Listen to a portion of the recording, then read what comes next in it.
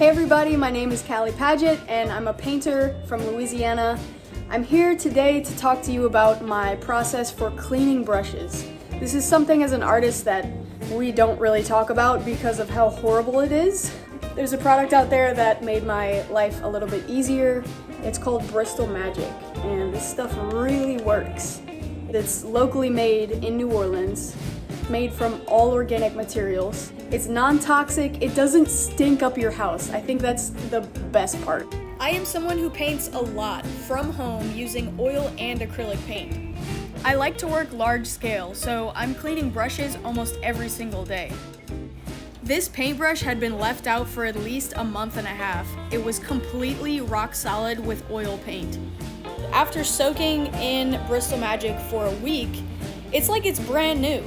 None of the bristles are missing. The head is not popping off of the brush. I don't have to worry about damaging my paintbrushes when I soak them for long periods of time.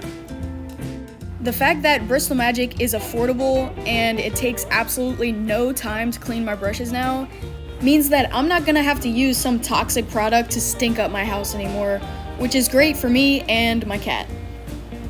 Bristle Magic is available at your local Moe's art supply store and it's also available online.